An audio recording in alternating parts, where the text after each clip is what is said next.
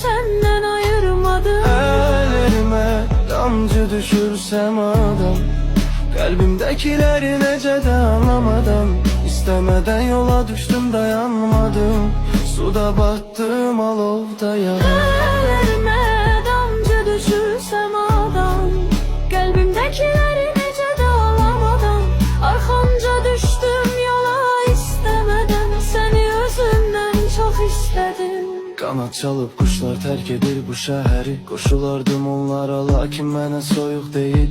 Şəhərin küçələri naqillərə dolaşıb, hər şey qurban verdim səhərə tək danışıb. Sənə söylədiyim sözləri eşitmirdi qulaqlar, alov tək qırmızılı tökülürdü yarpaqlar. Dodağında məhəbbət artıq solur, dəlillərlə yaşadaram mən onu, qanımı damarlarda dondurdum, netice hesabıyla söndürdüm.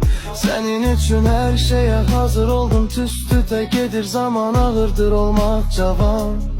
Ellerime damcı düşürsem adam, kalbimdekileri necə de anlamadan, istemeden yola düştüm dayanmadım, özümü senden ayırmadım. Elime damcı düşürsem adam, kalbimdekileri necə de anlamadan, istemeden yola düştüm dayanmadım, suda battım alovda yandım.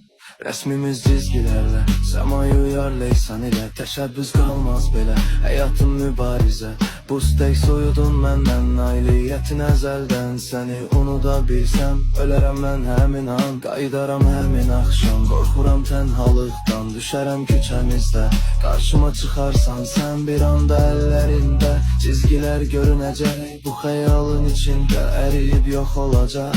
Geri ver senden bir parçanı, varlığın həyat verir, sen saklama zamanı. Ellerime damcı düşürsem adam, kalbimdekileri necə de anlamadım, istemeden yola düştüm dayanmadım. Suda battım alovdayam.